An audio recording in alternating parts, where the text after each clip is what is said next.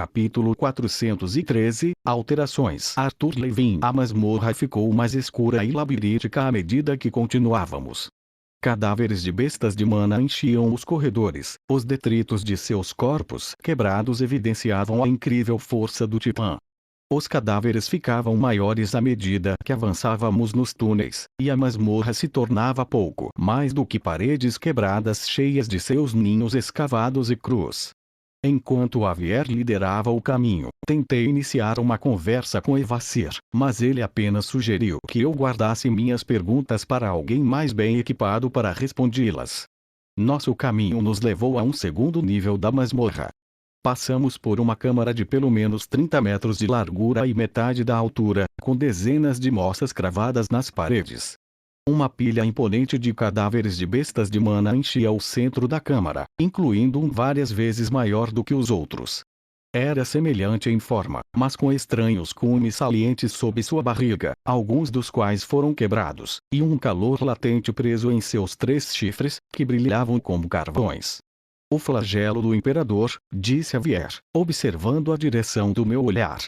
Uma besta de mana digna de caça, mesmo para o Azura. Evasir grunhiu, mas parecia satisfeito consigo mesmo quando disse: eu matei o imperador desta masmorra mais vezes do que gostaria de considerar, mas é sempre uma batalha que vale a pena contar. A partir desta câmara, era apenas um curto caminho até nosso destino aparente. Um segundo conjunto de grandes portas, a madeira preta gravada com a imagem de um enorme pássaro, suas asas abertas.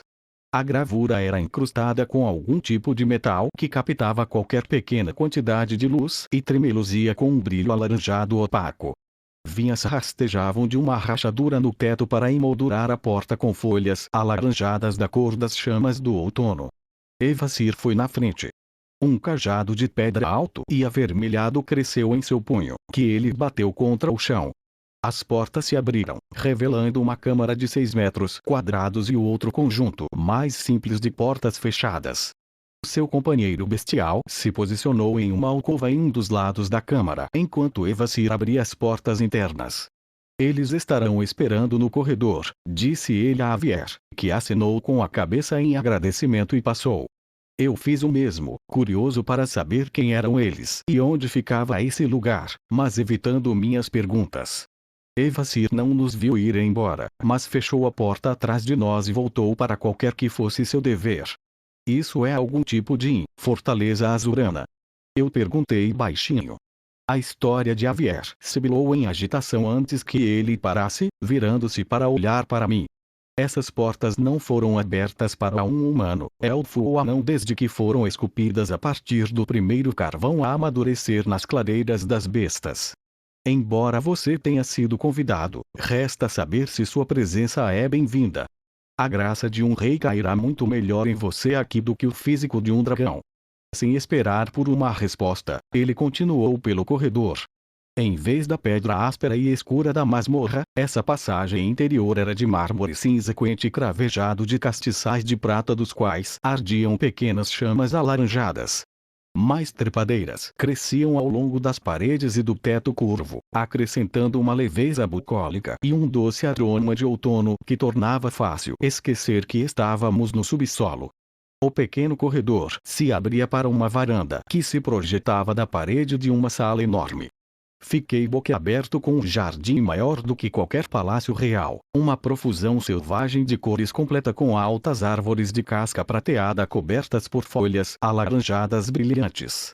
Vários globos flutuavam perto do telhado dos jardins, emitindo uma luz agradável que parecia um sol ameno de verão na minha pele. Achei que os anões fizeram um bom trabalho tornando suas cavernas aconchegantes, mas isso, Regi soltou um assobio abafado. Parece mais com Epiotos do que com Dicatem. A cabeça de Javier balançava no final de seu longo pescoço reptiliano. De fato. De certa forma é. As árvores de Charvoot, as plantas, essas pessoas que você vê aqui, são todos remanescentes de Éfir. Algumas pessoas descansavam ou caminhavam pelos jardins, conversando ou apenas sentadas com o rosto voltado para os artefatos de iluminação. seus tons correspondentes de vermelho flamejante ou preto esfumaçado e cabelos grisalhos e seus vibrantes olhos laranja os marcavam como membros da raça fênix. Aqueles olhos começaram a se virar para cima em nossa direção conforme mais e mais fênix notavam nossa presença. Alguns apenas observaram com curiosidade, mas outros abandonaram o lazer e saíram rapidamente do jardim. Não pensei que veria pássaros menos amigáveis do que nossa coruja guia aqui, Regis comunicou mentalmente. Abri um sorriso.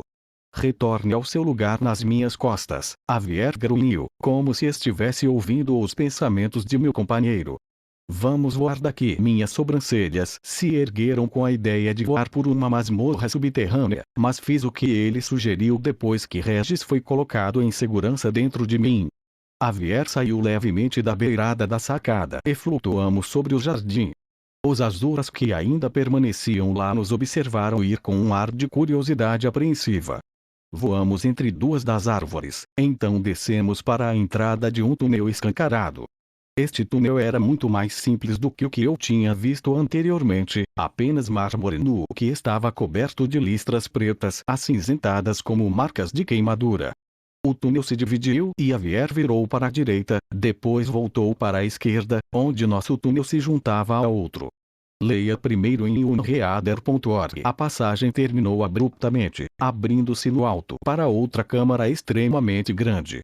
Minha primeira impressão foi de um teatro, com vários níveis de balcões olhando para baixo em uma plataforma central, mas não consegui ver imediatamente nenhuma maneira de navegar até eles.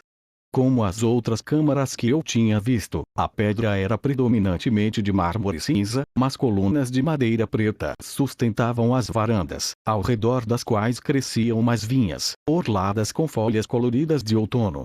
Uma grande mesa redonda atualmente repousava na plataforma central, ao redor da qual sentavam-se 4 pessoas, 2 das quais eu conhecia bem e uma que eu já podia adivinhar, mas a quarta era estranha e um tanto deslocada. Javier circulou o espaço uma vez, então pousou suavemente. Quando deslizei para o chão, ele se transformou novamente em uma coruja e voou até uma varanda próxima, empoleirando-se no corrimão e nos observando com seus olhos grandes demais. As 4 figuras se levantaram de seus assentos ao redor da mesa, observando nossa aproximação. Aldir era o mais próximo de mim. Ele havia trocado seu severo uniforme de estilo militar por uma túnica relaxada e calças leves de treinamento, e seu longo cabelo branco caído sobre um ombro, mas fora isso ele parecia inalterado. O olho roxo vívido em sua testa me observava sem emoção, enquanto seus olhos normais permaneciam fechados. Vrencain estava à sua esquerda, envolto em um manto branco manchado de fuligem e parecendo distintamente deslocado no grande salão. Como Aldir, ele parecia o mesmo de quando treinei com ele em Epiotos. Sujo, cansado e quase propositadamente desleixado. A única coisa que se destacava era uma única pena laranja brilhante em seu cabelo e a maneira como seu olhar observador parecia se enterrar em meu peito até o âmago. Mas não foi nem Aldir nem Vren quem falou primeiro. Um homem alto com um físico atleticamente gracioso passou por Aldir. Ele estava vestido com uma túnica dourada bordada com penas estilizadas e chamas sobre uma túnica de seda de cor creme e em calças escuras. Suas mãos estavam enfiadas nas vestes, presas na cintura por um cinto escuro. Marcas como hastes de penas brilhavam como brasas nas laterais de seu rosto, que tinha o mesmo ar de juventude eterna de Quezes, mas onde Lord Indrat só podia parecer desapaixonado e presunçoso. O rosto de linhas nítidas desse homem transmitia um inegável senso de sabedoria e curiosidade. Ele estava sorrindo, mas havia algo complicado na expressão simples. Talvez fosse a maneira como seus olhos brilhavam como 2 sóis capturados. Arthur Levin, filho de Alice e Reynolds Levin, vínculo de Sylvie Indrat, alma reencarnada do Rei da Terra. Grey, o homem tirou uma das mãos do cinto e passou os dedos por sua indomável cabeleira ruiva. Eu sou Mordain, fênix do clã Asclepius. Bem-vindo ao lar. Rolei minha língua contra meus dentes, considerando minhas palavras. Obrigado pela gentil recepção. Percebo que me permitir vir aqui deve ter sido uma decisão cuidadosamente ponderada, mas tenho que perguntar: estou aqui a pedido de Aldir ou a seu pedido? Reconhecidamente, levou algum convencimento da parte de Aldir Yvraine para eu convidá-lo aqui. Mordain respondeu sem hesitação. A verdade é que meus olhos estão afastados do seu mundo há muito tempo. Exceto, ele fez uma pausa, e alguma emoção que eu não consegui identificar passou por suas feições, mas recuou com a mesma rapidez. Fiquei bastante surpreso, então, quando eles viraram minha cabeça e me mostraram você. Mas não fiquei imediatamente convencido de que encontrar você cara a cara valeria o risco. Embora a coisa cortês a fazer fosse trocar várias rodadas de amabilidades para se aproximar do verdadeiro propósito da conversa, eu não achava que Mordain ou eu tínhamos paciência ou interesse em tais jogos. Você planeja nos ajudar contra o clã Vritra? Ou mesmo Epiotos, se for o caso? Direto ao ponto, e uma pergunta válida. Mordain deu um passo para trás, apontando para a mesa. Por favor, junte-se a nós. Há muito o que discutir. Quando Mordain voltou para seu assento, encontrei os olhos de Aldir. Ele desviou o olhar enquanto se acomodava em sua própria cadeira. Passando por ele, sentei-me ao lado de Yvraine, que mordeu o lábio enquanto me olhava especulativamente, lançou um olhar de soslaio para Mordain e depois se inclinou para mim como uma expectativa mal disfarçada. Então, onde está a arma? Posso sentir a energia do aclorito dentro de você, mas, dando uma cutucada em Regis, forcei-o a sair do meu corpo. O fogo púrpura envolveu as bordas da minha sombra quando Regis se manifestou, sua mandíbula momentaneamente frouxa de surpresa. Uma manifestação consciente, Yvraine murmurou, inclinando-se para frente para ver melhor. E uma forma tão única. Eu precisarei saber tudo, é claro, sobre o seu estado de ser quando a arma se manifestou. Informações antes da manifestação. Os traços de personalidade são de interesse primário ao avaliar uma arma consciente, mas os poderes adquiridos também são essenciais, é claro. Leia primeiro em unreader.org. Yvraine parou, seus olhos disparando rapidamente, e eu podia imaginá-lo catalogando mentalmente todos esses pensamentos. Diga olá ao seu criador, Regis, eu disse, reprimindo uma risada. Regis piscou, inspecionando Yvraine. As chamas de sua crina estavam paradas. Papai? As sobrancelhas de Yvraine se franziram, e ele franziu a testa para mim. Essa arma acabou de... Então, você é o cara que me criou, hein? Realmente precisamos conversar, continuou Regis, mudando de tom. Gostaria de fazer uma reclamação. Estar vivo é ótimo, e eu não me importo nem mesmo em ser uma arma. Eu sou realmente durona, mas eu realmente tinha que vir em uma caixa com a Barbie Lava Burn. Você tem alguma ideia do que esse cara me fez passar? Yvraine parecia completamente confuso enquanto olhava inexpressivamente entre Regis e eu. Mordain limpou a garganta. Parece que vocês dois têm muito a discutir. Com a permissão de Arthur, talvez você possa continuar esta conversa em outro lugar, pelo menos por enquanto. Você sabe o quanto adoro essas pequenas reuniões de negócios politicamente carregadas e socialmente desajeitadas, mas estou disposto a sacrificar a presença se você preferir que eu vá conversar com esse velho maluco. Vá, mas mantenha os olhos abertos, mandei de volta. Eu quero saber tudo o que você pode descobrir sobre este lugar. A cadeira de Yvraine flutuou para longe da mesa e percebi que ele estava sentado em uma conjuração de pedra. Já falando animadamente, ele se dirigiu para uma das poucas entradas inferiores da câmara, Regis trotando ao lado dele. Depois de vê-los partir, voltei minha atenção para Mordain, mas foi a mesa entre nós que chamou minha atenção. Sua superfície foi esculpida em detalhes requintados, dando vida a uma bela paisagem urbana. Era uma cidade que eu reconhecia. Zoroa, eu disse, traçando um dedo ao longo do telhado de um prédio que poderia ter sido o tribunal que eu tinha visto no último julgamento de Jin. Mordain soltou um suspiro agudo e seu olhar ardente varreu a quarta pessoa na mesa, que ainda não havia sido apresentada. O homem tinha ombros largos e peito largo, mais largo em estatura que Aldir e muito mais volumoso que Mordain, mas menos alto. Seu rosto era largo, com feições suaves, mas bonitas, e ele compartilhava o cabelo laranja que marcava a maioria das outras fênix, exceto um pouco mais escuro, e com um tom esfumaçado que brilhava roxo quando ele se movia e a luz batia nele. Seus olhos, porém, se destacavam mais. Um era laranja brilhante, como olhar para a caldeira de um vulcão ativo, enquanto o outro era azul glacial, tão claro que era quase branco. Aquela cidade, e seu nome com ela, já se foi há muito tempo, disse Mortain, chamando minha atenção de volta para ele. Esta mesa é realmente uma relíquia de quando aquela cidade ainda existia. Imaginei lá de Sayareon, a mulher de Gino que estava sentada em uma mesa, esta mesa, eu tinha certeza, de que Zez em minhas visões, e me perguntei qual era a conexão entre aquela cena e este lugar. Mas tive que deixar minha curiosidade de lado, porque não vim para aprender sobre Mortain, ou mesmo sobre o Dijin. Isso tudo é interessante, mas me sinto compelido a abordar a razão pela qual vim aqui, eu disse, focando em Aldir. Sei o que vi com meus próprios olhos e sei o que Quezés me disse e me ofereceu. Eu gostaria de ouvir você responder por seus crimes. Mordain levantou a mão, sem dúvida se preparando para fazer alguma reclamação, mas Aldir o deteve com um pequeno aceno de cabeça. É justo. Arthur estava lá, afinal, quando usei a técnica do Devorador de Mundos, meus olhos se arregalaram ligeiramente. Senti sua presença, embora não tenha percebido que era você na hora. Engoli um nó na garganta quando me lembrei daquele momento, minha visão voando de Alácria para Elenoir, onde observei Vindson lutar contra Nico e Tessia, já se transformou no receptáculo de Cecília, embora eu não soubesse, e Aldir destruiu o país que chamei de lar durante metade da minha juventude, quase matando minha irmã no processo.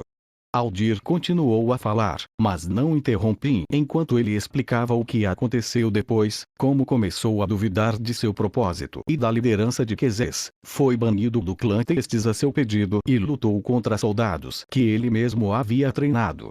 Ele pegou uma pequena caixa de um artefato de dimensão oculta e a colocou na mesa à minha frente. A princípio, pensei em ir até você imediatamente e me oferecer para ajudar na retomada de Dikaten, mas não tinha certeza se você aceitaria e entendi muito bem como seu povo olharia para mim, como um monstro. Vren concordou, e então esperamos nosso tempo, estabelecendo residência temporária no castelo voador sob as clareiras das bestas, já que as forças de Dikaten ainda não tentaram recuperá-lo. Fiquei ciente deles quase imediatamente, interveio Mordain. Nossa segurança depende muito de saber quando outros Azura estão por perto. Mas ajudou que minhas fontes em Epiotos tivessem me alertado sobre a situação com Aldir. Então eu já estava atento. Mordain nos deu as boas-vindas ao mundo que ele criou para seu povo. Então esperei um momento apropriado para me encontrar com você. Aldir terminou. Ao longo de sua explicação, ele falou com a fria eficiência de um soldado entregando uma importante missiva. Clerical e ausente de qualquer emoção. Você não está arrependido? Eu perguntei, as palavras cruas na minha garganta. Leia primeiro em unreader.org. Aldir apenas cutucou a caixa um pouco mais perto de mim. Eu trouxe para você este pequeno símbolo. Quase derrubei a caixa da mesa e ela se espatifou no chão, mas me contive. Em vez disso, levantei deliberadamente a tampa da caixa. Estava cheio de terra escura e perfumada. Solo das encostas do Monte Giolos, Aldir disse rigidamente. Espero que, talvez, possa ajudar a compensar, desfazendo uma pequena parte da destruição que causei. Lentamente, fechei a tampa. Posso regenerar as vidas que você tirou lá, Aldir. Aldir não se afastou de mim. Seus dois olhos normais e muito humanos se abriram e encontraram os meus. As árvores não são uma cultura ou uma civilização. Uma floresta não trará de volta os elfos à beira da extinção. Minha voz ficou afiada enquanto eu falava, minha mandíbula apertando de raiva. Quezés quer que eu mate você, você sabe. Disse que traria justiça para nosso povo. Mesmo que eu escolha não fazê-lo, ele me proibiu de me aliar a você.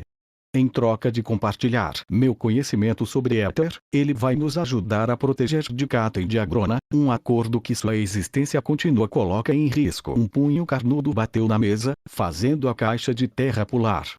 Todos nos viramos para encarar o jovem Azura de olhos laranja e azuis. Você viria aqui e faria ameaças. Ele rosnou como uma voz profunda e grave que vibrou em meu peito. O general Aldir tem paz, Shu, disse Mortain, abaixando a mão lentamente em um gesto de calma. Arthur tem o direito de falar o que pensa e nós vamos ouvir. Embora eu deva admitir, estou preocupado com a ideia de Lord Indrat enviar dragões para Dikaten. Mesmo que ele cumpra sua parte no acordo, o que ele pode fazer se a recompensa for realmente o conhecimento etéreo, isso significa que ele já tem soldados leais em posição para atacar quando você não for mais útil para ele. Mantive meu olhar duro em Shu por mais um momento, depois me dirigi a Mortain. Você quer dizer que a presença das forças de Indrat colocará o Earth em risco de ser descoberto? Seria, se chegasse a isso, Mordain concordou amigavelmente, mas as coisas estão avançando que estão fora de seu alcance. Com o legado. Concentrei-me nele, arrepio subindo por todo o meu corpo com a menção do legado. A Grona há muito mantém um prisioneiro do meu povo. Pude sentir um pouco do que ela passou, muito recentemente, ela foi executada. Seus olhos se voltaram para Shu, quase rápido demais para ver. O legado absorveu toda a mana dela, matando-a. Shu se levantou de repente, jogando sua cadeira para trás. E ainda assim você se recusa a se mover contra a Grona. Ele gritou, sua voz crescendo como um canhão. Lamentamos a perda de sua mãe há muito tempo, disse Mortain, sua voz suave e cheia de um desespero controlado. E você, estranho?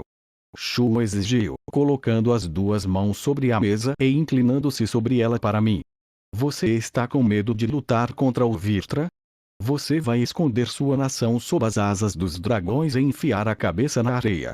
Perdoe-o, disse Mortain, dando ao jovem Azura um olhar severo. Lady Davin foi presa quando Shu era apenas um menino. Ele nos veria voar para a batalha, fazendo chover fogo sobre Taegrin Kaelon em retribuição. Existem outros como você, perguntei a Shu, que estão ansiosos para deixar seu esconderijo e lutar contra a Grona?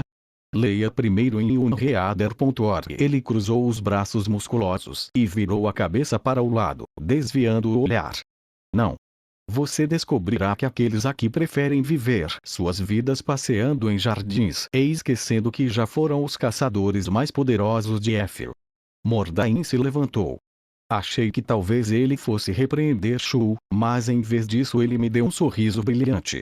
E então uma oportunidade se apresenta. Arthur, você ainda não pediu, mas quer minha ajuda nessa batalha. Shu, você deseja partir e trazer sua luta para o clã Vritra. Eu vi imediatamente onde ele estava indo com isso. É quase incrível a maneira como você Azura pode distorcer as coisas para tentar fazer o que é bom para você soar como a melhor coisa para todos os outros também. Parece que você está apenas armando para mim para tomar conta de um Azura que está esgotando sua paciência.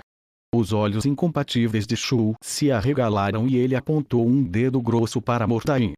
Você sabe que não foi isso que eu quis dizer. Eu quero que nós além disso, que chance esse Lesser tem contra o Vritra, seria um desperdício ele provavelmente não pode nem lutar. Eu levantei uma sobrancelha, considerando passivamente. Quantas batalhas você ganhou, Azura? Talvez uma luta, então, sugeriu Mortain, deslizando as mãos no cinto. Uma oportunidade de testar a força e o valor uns dos outros. Shu zombou.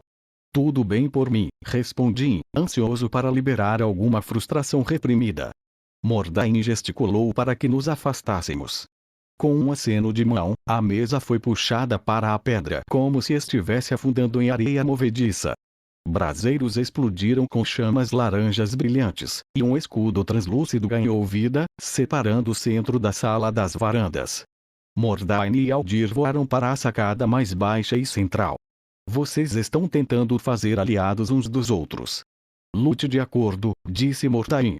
Ao lado dele, Aldir tinha uma expressão pensativa. Shu estalou o pescoço e ergueu os punhos, cada um do tamanho da minha cabeça. Pronto, humano. Rolei meus ombros e reforcei o éter que cobria meu corpo, mas não conjurei minha arma ou armadura. Em vez de falar, dei um salto com o pé de trás, correndo para a frente. Apesar de seu tamanho, Shu era rápido. Sua postura mudou entre um passo e o outro, e seu punho explodiu em chamas quando disparou em direção ao meu rosto.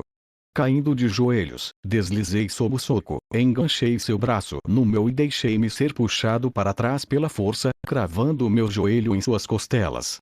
O mana do atributo fogo explodiu dele como uma nova, me empurrando para trás enquanto eu ainda estava no ar, e ele se lançou atrás de mim, os punhos cerrados e erguidos sobre a cabeça como um martelo. Ainda no ar, rolei meu corpo para receber o golpe em um antebraço. Sua força era como nada que eu já senti antes. A força do golpe de duas mãos me jogou no chão com força suficiente para que as chamas tremessem nos braseiros.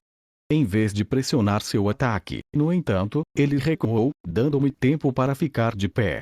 Estou quase impressionado, disse ele, sorrindo ferozmente. Eu meio que esperava que todos os seus ossos fossem quebrar e eu esperava que você batesse mais forte. Eu não mencionei o fato de que várias das minhas costelas estavam rapidamente voltando ao lugar depois de serem fraturadas pela força de seu golpe. Shu riu, e percebi que uma mudança havia ocorrido nele. Ele se sentia confortável na batalha, muito mais do que em uma mesa de reunião. Ou tentando fazer uma vida para si mesmo aqui neste lugar calmo e isolado. Desta vez, ele se moveu primeiro. Em um borrão envolto em chamas, ele avançou direto para mim, atacando com socos e chutes ardentes que criaram bolhas em minha pele mesmo através do éter. Eu revidei, mas foi como socar uma parede de granito. A cada golpe, a energia ardente ao redor dele crescia, até que ele se tornou o centro de um inferno furioso, tão quente que mesmo contrariar seus ataques me deixou com queimaduras. Ele não estava se segurando, eu estava feliz em ver. Eu também não. O éter infundiu meu corpo, aumentando minha velocidade e a força de meus músculos, ossos e tendões. Usando a técnica que comecei a aprender nas Relictombs, dei um passo curto e lancei meu punho para frente em um golpe direto. Meus dedos se conectaram solidamente com seu externo. Com um grunhido, Shu deslizou vários metros para trás, a onda de choque do impacto explodindo sua aura ardente. Ele respirou dolorido, uma mão pressionada contra o externo enquanto olhava para mim, sem compreender. Ouvi Aldir cantarolar e lancei-lhe um olhar. Ele estava segurando a grade da varanda com força enquanto se inclinava para frente, absorto em cada movimento. O movimento foi uma modificação, ou expansão, da mesma técnica em que o Burst Step foi construído. Ao envolver cuidadosamente uma série de microexplosões de éter, eu poderia não apenas me mover quase instantaneamente, mas também atacar. Era uma técnica que teria quebrado o meu corpo como humano, e mesmo agora eu senti o esforço de usá-la apenas uma vez, mas esta simples luta me mostrou que ela poderia ferir até mesmo um Asura. Depois de vários segundos, o sorriso voltou ao rosto largo de Shu. Agora, talvez isso seja divertido, afinal. Com um grito de guerra cacofônico, ele se jogou em mim novamente. Trocamos golpe após golpe, nossa luta crescendo cada vez mais rápido enquanto ambos procurávamos levar o outro ao limite. Depois de alguns minutos, notei que outras pessoas começaram a entrar furtivamente na sala, observando-nos primeiro com curiosidade, depois com crescente espanto. Não demorou muito para que Shu começasse a soar profusamente, seu peito arfando a cada respiração, mas seu sorriso permaneceu firme, não importa o quanto lutássemos. Depois de me acertar com um chute giratório que eu esperava ser uma finta, ele deu um passo para trás, deixando-me levantar novamente. Eu poderia dizer pela maneira como ele se portava que sua energia estava diminuindo. De repente, sua mão se estendeu, com a palma aberta, e um fogo crepitante surgiu. E Burst passou direto pelas chamas, esperando pegá-lo desprevenido, mas quando dei aquele passo quase instantâneo, Shu foi engolfado por um flash de luz dourada e passei direto por onde ele estava. A claridade me dominou e tropecei ao parar. Dois braços enormes me envolveram, prendendo meus próprios braços ao lado do corpo e me levantando. Shu e eu estávamos envoltos em fogo de fênix. Colheita. Ele rugiu enquanto minha barreira etérea lutava para me proteger do calor escaldante. Meus ossos reclamaram alto, ameaçando quebrar sob sua força azurana, e minha pele começou a formar bolhas e escurecer. Um sorriso tão grande e selvagem quanto o de Shu abriu meu rosto. Sentindo os caminhos etéricos, eu me movi para eles, deixando Shu para trás quando apareci do outro lado de nosso campo de combate. Mas não lhe dei tempo para se recuperar. E burststeped mais uma vez, o éter percorrendo o meu corpo em surtos curtos e controlados. Parecia que eu estava sendo esticada em 8 direções diferentes, mas eu resistia à dor enquanto me concentrava a cada fração de segundo em manter o controle adequadamente. Shu se curvou para o lado quando foi levantado do chão, incapaz de compreender o que o atingiu, antes que um gancho borrado quebrou sua mandíbula na direção oposta, seguido por um direto que o mandou em direção aos escudos como um míssil. Fios finos de fumaça tingida de violeta subiram de meus braços remendados quando a jovem fênix se chocou pesadamente contra a barreira protetora que nos cercava e caiu no chão. Os escudos caíram e Mordain estava ao seu lado em um instante. Mais casualmente, Aldir desceu da sacada em minha direção, inspecionando-me seriamente. Deixei um momento para minhas feridas cicatrizarem enquanto o éter escorria de meu núcleo para meus ossos quebrados e carne queimada. Vejo que seu físico não é mais uma barreira para a utilização do Mirage Valk, ou pelo menos sua versão da técnica, disse Aldir, apagando uma chama ainda persistente em minhas roupas. Uma batalha muito esclarecedora. Enquanto isso, Shu estava lutando para se levantar, apesar de Mordain tentar mantê-lo deitado enquanto inspecionava seus ferimentos. A grande fênix abriu caminho e marchou até mim, punhos cerrados e bufando como um boi lunar assustado. Uma boa luta, eu disse, estendendo minha mão. Ele olhou para o apêndice estendido, afastou e então me envolveu em um abraço de urso esmagador. Uma boa luta. Ele berrou, fazendo meus ouvidos zumbirem. De repente, ele me soltou e deu um passo para trás, com os punhos nos quadris. Uma boa luta, ele repetiu, sorrindo brilhantemente. Um danado de bom, eu diria, não deixando seu entusiasmo obscurecer o motivo de nossa luta. Eu segurei seu olhar até que o sorriso começou a desaparecer. No entanto, observei no final que você parecia estar ficando sem energia. Ele ficou sério rapidamente, olhando para o chão por alguns segundos antes de responder. Sou apenas meio fênix. Minha mana tende a queimar rápido, se eu me empolgar. Ele ergueu o queixo. Mas eu sou tão forte quanto qualquer azura da minha idade. Posso te prometer isso. Eu acredito nisso, eu disse. E eu aceito. Se você quiser vir comigo, terei prazer em levá-lo. Shu soltou um grito ansioso e ergueu o punho no ar. Mordain passou a mão pelo cabelo, bagunçando-o. Eu sei que para você, Arthur, isso será apenas uma volta para casa, por assim dizer, mas para o clã Asclépio e todos os outros Azuras que se juntaram a nós aqui, esta será uma ocasião importante. Se não se importa, gostaria de organizar uma festa para marcar a partida de Shu. Meu humor imediatamente piorou enquanto eu considerava tudo o que precisava da minha atenção em Vildurial e além. Sinto muito, Mordain. O tempo pode ter parado aqui, mas está correndo lá fora, e não sei quando a Grona atacará novamente. Os olhos de Mordain pareciam envelhecer rapidamente enquanto eu olhava, mas quando pisquei, ele era o mesmo de antes. Claro. Shu, vá se preparar para partir. O rosto de Shu relaxou e pude ver a realidade de sua situação caindo sobre ele. Claro, disse ele, parecendo um pouco indisposto, então saiu correndo, voando até um dos muitos túneis que saíam do teatro. Ele tem o temperamento explosivo de sua mãe, disse Mordain, observando partir, mas também a força dela. Você não encontrará aliado mais feroz em sua batalha contra o Vitra. Eu me senti carrancudo, pegando algo que não foi dito nas palavras de Mordain. E o pai dele? Ele é meio fênix, ele disse. Que em minha mente saltou para a mesa agora escondida sob a pedra. Ele é meio de Jin. Mordain assentiu, seu olhar se movendo para o chão como se tivesse lido minha mente. Alguns vieram conosco quando encontramos este lugar. Muito poucos, poderíamos ter economizado mais, mas eles não abandonariam seu trabalho de vida, como o chamavam. Muito determinado a terminar seus cofres etéricos, onde eles alegaram que todo o seu vasto conhecimento seria armazenado. Os Relictombs, a Grona os chama.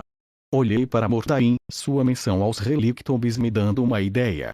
O chão ondulou e a mesa de gin flutuou através dele, parando assim que a superfície de pedra endureceu novamente. Mordain moveu-se para se sentar, apoiando-se em seu cotovelo.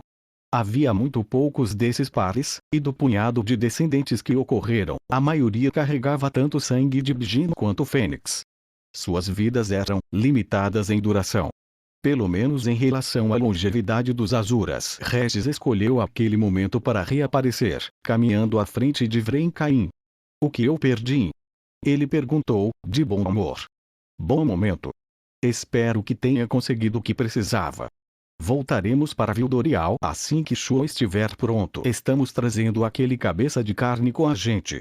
Vamos precisar de um Wyvern maior. Talvez não. Lord Mortain, você mencionou os Relictombes. Comecei, sabendo que era esperar demais que eles fossem capazes de atender ao pedido que eu estava prestes a fazer. Eu descobri um portal desativado para os Relictombes debaixo de uma antiga vila de Ginendarth. Você esteve nas clareiras das bestas por séculos. Você encontrou algum outro portal antigo nesse tempo? Suas sobrancelhas se enrugaram em uma carranca, fazendo parecer significativamente mais velho.